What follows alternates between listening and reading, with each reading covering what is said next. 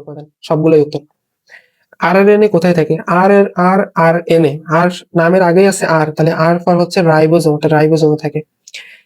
এরপরে যেটা আসছে, যেটা তোমাদেরকে বিজ্ঞানীর নাম পড়াই ফেলছি আমি, যে কোষের জীবদেহের গাঠনিক এবং কার্যকরী একক। মনে আছে যে 4-5টা বিজ্ঞানীর অবদান পড়াই ফেললাম, এইখানে কি আছে দেখো, কার্যকরী কথা আছে। তো কার্যকরী একক মানে কাজ করে কে করে? রোবট করে। তাহলে দেখো রবার্টিস আছে নাকি? দেখো এখানে রবার্টিস কিন্তু অপশনে নাই, বাট এটা হচ্ছে তাহলে তোমার এখানে ভুল দেওয়া আছে। তো তোমার বইয়ে স্পষ্ট লেখা আছে যে কোষটি জীবের গাঠনিক ও কার্যকরী একক, এটি প্রবর্তক দিছিলেন হচ্ছে ডি রবার্টিস। তাহলে আরেকবার দেখাই ফেলি তোমাদেরকে, তাহলে তোমরা নাহলে আবার ভুলে যাবা। এই যে খুব সুন্দর করে লিখে দিচ্ছি যে কোষ হচ্ছে জীবের গঠন এবং কাঠামোগত মৌলিক। কে বলছে? রবার্টিস। তার মানে এখানে সঠিক উত্তর নাই। ওকে। আচ্ছা, ডাবল হেলিক্সের প্যাচের দূরত্ব কত? প্যাচের দূরত্ব বলছে 34 অ্যাংস্ট্রং। 34 অ্যাংস্ট্রং কে, সরি 3.4 অ্যাংস্ট্রং, যেটা হচ্ছে 34 হচ্ছে ন্যানোমিটার, 0.34 ন্যানোমিটার। এবং এই ডিএনএর যে আণবিক ওজন যেটা ছিল 10⁶ থেকে 10⁹, এবং একই সাথে 6 এবং 9 দিয়ে দুইটা জিনিস পড়ে ফেলছিলাম, যে আমরা প্লাসেন্টেশন হয় 6 থেকে 9 দিনে, এবং এনজাইম এই 6 এবং 9তেই সবচেয়ে ভালো ক্রিয়াশীল থাকে। শেষ। এরপর হচ্ছে যেটা আছে যে ডিঅক্সিরাইবোজ, এক অণু ডিঅক্সিরাইবোজ শর্করা এবং নাইট্রোজেন বেসের সাথে যুক্ত হয়ে কি তৈরি করে? ভাইয়া, যে ডিঅক্সিরাইবোজ এবং এক অণু নাইট্রোজেন বেস যুক্ত হয়ে তৈরি করবে সাইট, আর সাইট থেকে সাইটের সাথে যখন একটা ফসফেট যুক্ত হবে তখন তৈরি হয়ে যাবে নিউক্লিওটাইড। এটাই তোমাদেরকে বলছিলাম যে আগে হবে সাইট, সাইটের সাথে একটা ফসফেট যুক্ত হলে তখন হয়ে যাবে টাইড। এটা হচ্ছে ফসফেটাইড। এবং কোথায়, কোন কোষে রাইবোজোম সবচেয়ে বেশি পরিমাণ থাকে? মানে রাইবোজোম মানে প্রোটিন, অর্থাৎ প্রোটিন সংশ্লেষী কোষ। এবং সাইটোপ্লাজমে কার্বন এবং হাইড্রোজেনের পরিমাণ যথাক্রমে কত? 10 এবং 20%। এটা তোমাদের আগের সিলেবাস, অর্থাৎ বইয়ে এটা কোথাও নাই, এটা দেখো অনেক আগে, যেমন সিলেট এগ্রিকালচারে 10-11 সেশনে আসছে তখনকার কোশ্চেন। সো এটা তোমাদের মূল এখন সিলেবাসের বহির্ভূত না, জাস্ট তোমরা চাইলে মনে রাখতে পারো জাস্ট উত্তরটা, যে কার্বন এবং হাইড্রোজেন অনুপাত হচ্ছে 20% আর 10%। এবং ক্রোমোজোম গুলো যে স্থানে নিউক্লিয়াস যুক্ত করে তাকে বলা হয় স্যাটেলাইট। হ্যাঁ, ক্রোমোজোমটাকে যদি আমি একটু আঁকানোর চেষ্টা করি, তাহলে এইটা তো একটা সেন্ট্রোমিয়ার,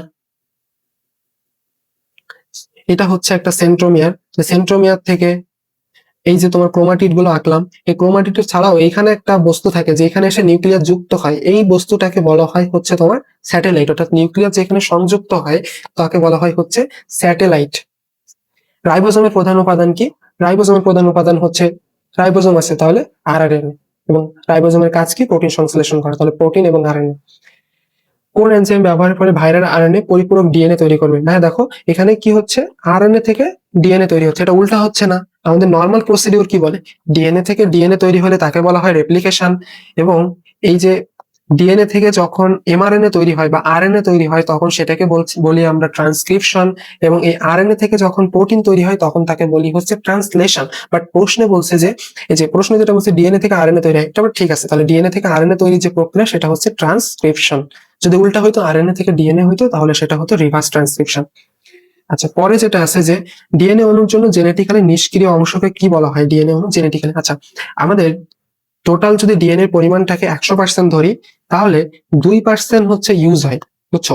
বিভিন্ন বংশগত কাজের জন্য 2% ইউজ হয়, বাকি 98% হচ্ছে সে নিষ্ক্রিয় অবস্থায় থাকে। এই নিষ্ক্রিয় অবস্থাকে বলা হয় হচ্ছে, এই ডিএনএ কে বলা হয় জাঙ্ক ডিএনএ। মানে জং ধরে গেছে, ভাই পড়তে পারো যে জং ধরে গেছে, 98% জং ধরে গেছে, তার মানে এটা হচ্ছে জাঙ্ক ডিএনএ। এখন ভাইয়া এই যে 100% এর ভিতর তাহলে 2% অ্যাক্টিভ থাকে বা সব কার্যাবলীগুলো সম্পাদন করে, বাকি 98% হচ্ছে যে তোমার জাঙ্ক ডিএনএ। এরপরে যেটা আছে ক্লোরোপ্লাস্ট জালিকাকার কোথায়? এটাও আমি বই থেকে দেখাই ফেলছি, দাগাইও ফেলছি। যে দেখো আমি প্রথমে তোমাদেরকে যেটা সুন্দরভাবে দাগাই দিছিলাম বা যতটুকু দাগাই দিছিলাম অতটুকুই কিন্তু পরীক্ষার বিগত বছরের প্রশ্নে আসছে। সো আমার কিন্তু ম্যাক্সিমাম জিনিসই বইয়ে দাগানো শেষ। সো এখন যেটা আছে যে জালিকাকার, এটাও তখন বলছিলাম যে অয়েগোনিয়াম। স্পাইরোগা হচ্ছে তোমার সর্পিলাকার। তারপর হচ্ছে ক্যালামাইডোমোনাস হচ্ছে তোমার কাপ আকৃতির বা পেয়ালা আকৃতির, আর তারা জিগজিগ করে, তার মানে হচ্ছে এটা কি, যে তারপর হচ্ছে পিথোফোরা স্টলি আকৃতির অর্থাৎ গোলাকার, আর তারকাকার হচ্ছে জিগনেমা, এটা তারা ঝিকঝিক করে। কাপ আকৃতির কি ক্লোরোপ্লাস্ট? ওই যে আগেই বললাম কাপ হচ্ছে, কাপ কাপ কেমন হয়? কাপ হয় হচ্ছে তোমার এই যে কাপ সি সি ক্যালামাইডোমোনাস। আচ্ছা, তারপরে হচ্ছে যেটা আছে নিউক্লিয়াসের নিউক্লিয়াসের ডিএনএ থেকে প্রোটিন সংশ্লেষণের মূল সূত্র সাইটোপ্লাজমে বহন করে। আচ্ছা, বহন করার কাজ কি করবে? আমি বলছি যে এমআরএনএ মানে কি? এমআরএনএ মানে হচ্ছে মেসেঞ্জার আরএনএ। মেসেঞ্জার মানে কি? এটা হচ্ছে যে এক জায়গা থেকে অন্য জায়গায় নিয়ে যাবে, বহন করার কাজটা করবে। তাহলে উত্তর তো এমআরএনএই হবে। আচ্ছা, এনজাইমের প্যাকেট কি? রিপিট করছেন যে এনজাইমের আধার বলা হয় হচ্ছে লাইসোজোমকে, তাহলে এনজাইম প্যাকেট হচ্ছে এটা কাকে বলে? লাইসোজোম। আচ্ছা, এরপর গরুর দেহে ক্রোমোজোম কত থাকে? ভাই মনে রাখবা, গরু এবং ছাগল এই দুইটার ক্রোমোজোম সংখ্যা হচ্ছে 60। কত? 60। এভাবে পড়বা, গরু ছাগল 60, গরু ছাগল 60। এখানে অপশন গুলো একটু দেখো, 46 যেটা মানুষের থাকে, 64 হচ্ছে 46 এর উল্টা, এটা থাকে হচ্ছে তোমার গিনিপিগের, যেটা গিনিপিগ বা হচ্ছে ওই যে রেশম পোকা। আচ্ছা, এদের হচ্ছে 64 থাকে। এরপরে জাইগোটে, জাইগোট কি হ্যাপ্লয়েড না ডিপ্লয়েড? অবশ্যই ডিপ্লয়েড, কারণ এই যে একটা পুরুষ আর একটা নারী মিলেই তো হয়েছে না, তাহলে হচ্ছে 2n। 2n ইকুয়াল টু হচ্ছে 100টা ক্রোমোজোম দেখা যাচ্ছে বলছে, তাহলে প্রতিটা গ্যামেটে কত? তাহলে n ইকুয়াল টু 100 কে যদি তুমি 2 দিয়ে ভাগ দাও তাহলে কত আসবে? 50। তাহলে কতটা গ্যামেট ছিল এখানে? 50টা গ্যামেট ছিল। আচ্ছা, এরপরে যেটা আছে যে ক্রোমোজোমের কোষ প্রাচীরের প্রধান রাসায়নিক উপাদান, রিপিট করছেন, এটা হচ্ছে সেলুলোজ। পড়ে ফেলছিলাম, সেলুলোজটা হচ্ছে beta D glucose, not alpha D glucose. ভাই মনে রাখবা, তুমি জাস্ট একটা কথা মনে রাখবা, বাস কথাটা মনে রাখবা। তার মানে এই বাস পর হচ্ছে বি, বিটা, আর স পর হচ্ছে সেলুলোজ বা সেলোবায়োজ বা স জাতীয় যা কিছুই আছে না কেন, সবকিছুই হচ্ছে তোমার বিটা ডি গ্লুকোজ। তাহলে আলফা ডি গ্লুকোজ কি আছে? আলফা ডি গ্লুকোজ আছে স্টার্চ, গ্লাইকোজেন, এগুলো হচ্ছে সবই আলফা ডি গ্লুকোজ। তুমি জাস্ট মনে রাখবা, স জাতীয় যা কিছুই আছে সবকিছুই হচ্ছে বিটা ডি গ্লুকোজ। তাহলে সেলুলোজ হচ্ছে কি? Beta D glucose. আচ্ছা, পরে বলছে পাটের ক্রোমোজোম সংখ্যা কত? হ্যাঁ, মনে আছে যে 14 মাস জব থাকে না, 14 মাস জব থাকে না, তাহলে এখান থেকে 14 হচ্ছে উত্তর। পথে পাট ছিল। ধান কত? ধানের ক্রোমোজোম সংখ্যা কত? ধানের ক্রোমোজোম কথা হচ্ছে, মানে ক্রোমোজোম সংখ্যা হচ্ছে 24। কিভাবে মনে রাখছিলাম? ধান, ধান বলতে আমরা কি খাই? চাল খাই। এখন তুমি ধরো তোমার মাকে বলছো, তোমার মা ধরো তোমার যে কোনো অসুখ হইলো, মারা কি বলে যে 24 ঘন্টায় খালি ভাত খা, ভাত খা, তাই না? 24 ঘন্টায় ভাত খা, সবকিছুই ঠিক হয়ে যাবে। তাহলে ধানের ক্রোমোজোম সংখ্যা হচ্ছে 24, জাস্ট মনে রাখার জন্য আর কি। আচ্ছা, 12 কার ছিল? 12 ছিল হচ্ছে গৃহমাসি। গৃহ মানে কি? বাসা। তাহলে বাসায় যে থাকে, বাসা ফর 12, বাসা ফর 12। আচ্ছা, এরপরে কোনটা ক্লোরোপ্লাস্টের অংশ নয়? দেখো এখানে স্পষ্ট ভাবে আগেই লিখে দিচ্ছি আমি যে স্ট্রোমা হচ্ছে একটা ম্যাট্রিক্স যেটা ক্লোরোপ্লাস্টে থাকে। ভালো কথা। গ্রানা, হ্যাঁ, এই যে অনেকগুলো থাইলাকয়েড মিলে গ্রানা তৈরি হচ্ছে, তাহলে থাইলাকয়েড হচ্ছে ক্লোরোপ্লাস্টের অংশ। ক্রিস্টি যেটা আছে সেটা হচ্ছে মাইটোকন্ড্রিয়ার অংশ। কি কি বলছিলাম? ক্রিস্টি এবং অক্সিজম। ক্রিস্টি হচ্ছে ভাত আর অক্সিজম হচ্ছে দানা, এই দুইটা হচ্ছে থাকে ক্লোরোপ্লাস্টে। আর স্ট্রোমা ল্যামিনি যেটা, সেটা হচ্ছে একটা নালিকা। স্ট্রোমা ল্যামিনি হচ্ছে একটা নালিকা। পরে যেটা আছে, ডিএনএ এর সাথে কোনটা, ডিএনএ এর সাথে কোন প্রোটিন যুক্ত? ঠিক আছে, ডিএনএ এর সাথে হচ্ছে হিস্টোন প্রোটিন যুক্ত। কেন হিস্টোন প্রোটিন? হ্যাঁ, এই যে ডিএনএ গুলো যে থাকবে, ডিএনএ গুলো কেমন অবস্থায় থাকে? ছড়াই ছিটাই থাকে না? তো সেই ডিএনএ গুলো তো একটা শেপে আনতে হবে, তাই না? শেপে না আনলে তো আবার হচ্ছে ওগুলোকে আটকে ধরে রাখতে হবে। তো হিস্টোন প্রোটিন যে কাজটা করে সেটা হচ্ছে নিউক্লিয়াসটাগুলোকে বা তার যে নিউক্লিয়াস গুলোকে আবদ্ধ করে রাখে। সো এই নিউক্লিয়াসের সাথে কোনটা থাকবে? হিস্টোন প্রোটিন থাকবে। আচ্ছা, এরপরে যেটা আছে সেটা হচ্ছে যে নিচের কোনটা ফ্লুইড মোজাইক মডেলের সাথে জড়িত? কোষ ঝিল্লি, মানে কোষ ঝিল্লির মডেলে তো এগুলো ফ্লুইড মোজাইক মডেল বা এগুলো আসলো। ঠিক আছে, কোনটা নিচের কোনটা সত্য নয়? সত্য নয় হচ্ছে যে আদি কোষে সুগঠিত নিউক্লিয়াস অনুপস্থিত। এক্স্যাক্টলি এটা সত্য। হ্যাঁ, সুগঠিত নিউক্লিয়াস তো আদি কোষে থাকবে না, তাহলে এটা হচ্ছে সত্য।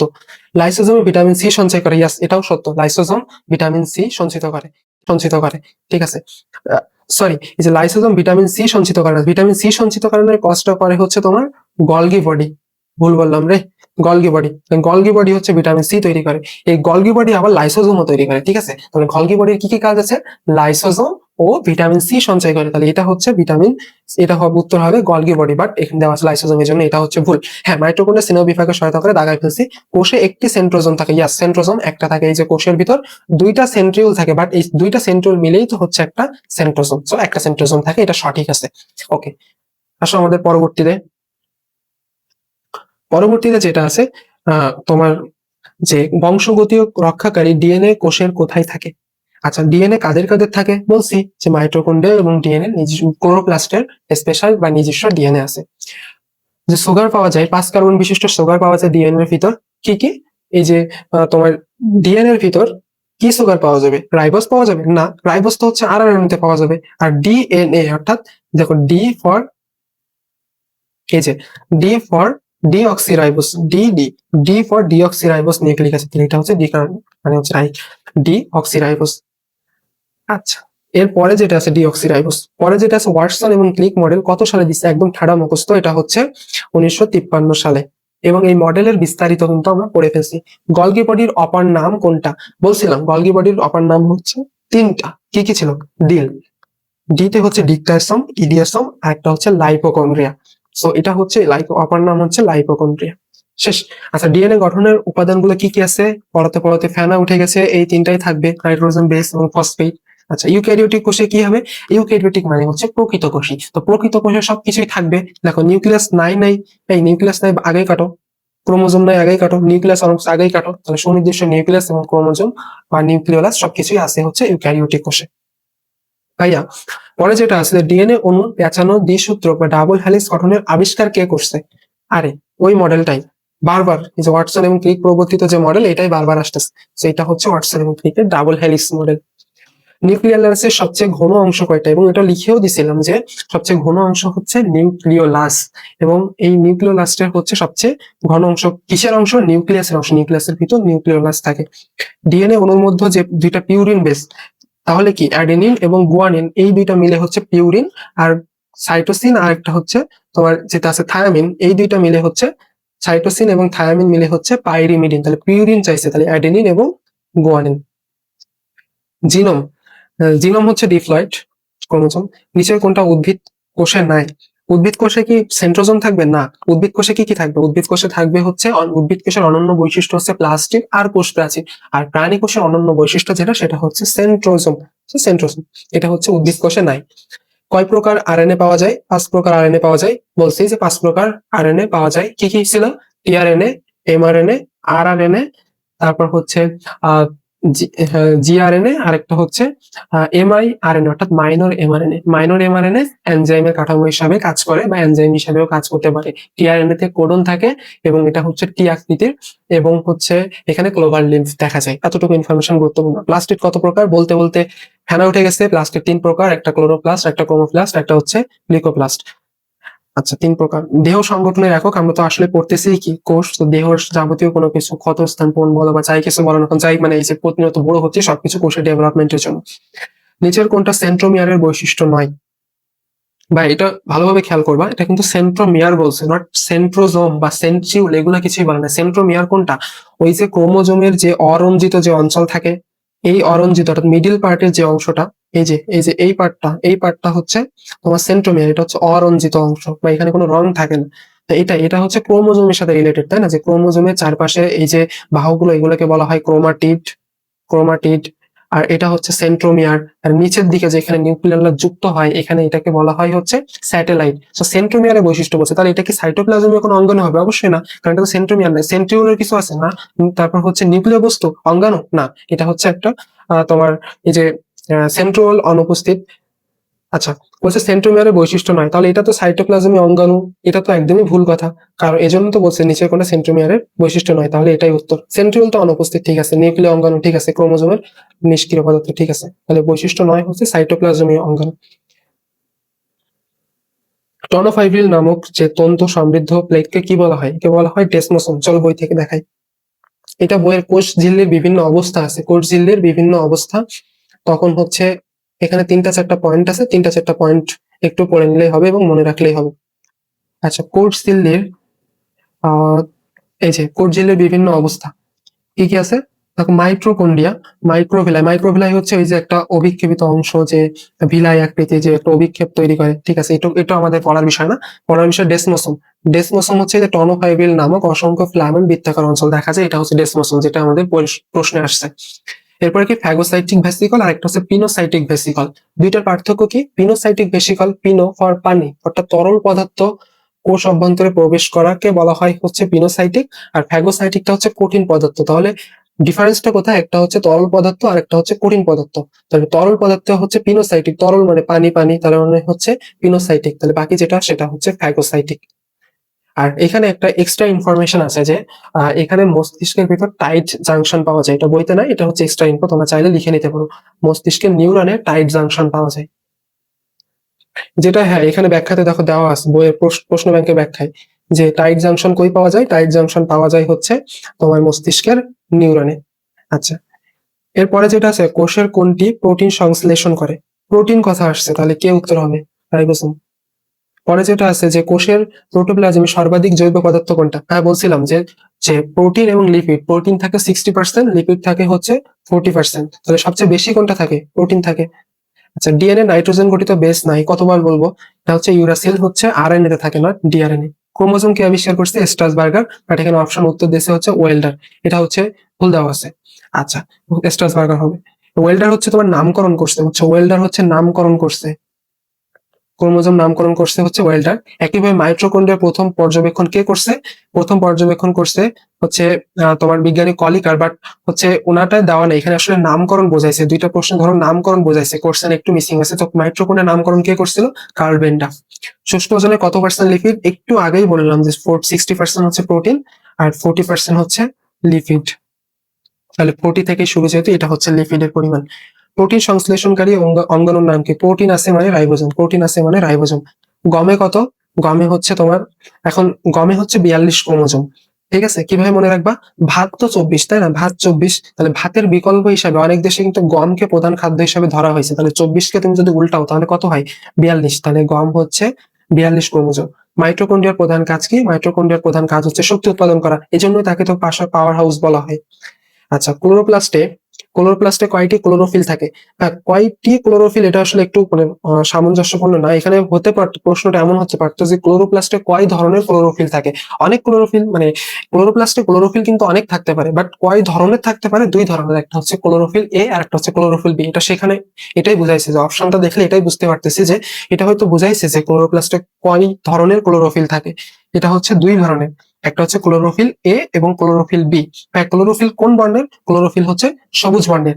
এখন ক্লোরোফিল এ একটা আর ক্লোরোফিল বি একটা, তাই না? ক্লোরোফিল এ একটা আর ক্লোরোফিল বি, এখন দুইটার বর্ণ অনেক সময় আমাদের পরীক্ষায় চলে আসতে পারে, বুঝছো? ক্লোরোফিল বি, তাহলে দুইটাই তো সবুজ বর্ণ, তাই না? এখন একটুখানি পার্থক্য আছে, সেটা হচ্ছে যে দুইটাই সবুজ আমি রাখলাম, যে ভাই এটা দুইটাই সবুজ, বাট একটা হচ্ছে হলদে সবুজ আর একটা হচ্ছে নীলাভ সবুজ। তা কিভাবে মনে রাখবো? ভাইয়া বি থেকে মনে রাখবো ব্লু। তাহলে ব্লু মানে কি? নীল কালার, তাহলে নীলাভ সবুজ বর্ণ হচ্ছে ক্লোরোফিল বি, বাকি যেটা আছে সেটা হচ্ছে ক্লোরোফিল এ। তো এই হচ্ছে আমাদের টোটাল কোষ এবং কোষের গঠনের ম্যারাথন ক্লাস, বা যেটাই বলো না কেন, একটা লম্বা ক্লাস। আশা করছি তোমরা যদি ক্লাসটা মনোযোগ সহকারে করে থাকো, আমি প্রতিটা প্রশ্ন অনেক সুন্দরভাবে ডিটেলস ভাবে বুঝিয়ে দিয়েছি, এবং সাথে সাথে বই থেকেও একটু দেখানোর চেষ্টা করছি যে এখানে তোমার জন্য গুরুত্বপূর্ণ এবং গুরুত্বপূর্ণ ট্রিক্স গুলোও আমি দিয়েছি। সো হচ্ছে আশা করতেছি তোমরা ক্লাসগুলো দেখলে খুবই উপকৃত হবা। তো এখন পর্যন্ত তাহলে বিদায় নিচ্ছি। তো তোমরা আসলে পরবর্তীতে ক্লাসগুলো দেখবা এবং বন্ধুদের সাথে শেয়ার করবা, যেহেতু এটা একটা ফ্রি প্রজেক্ট। সো তোমরা সবাই শেয়ার করবা। তো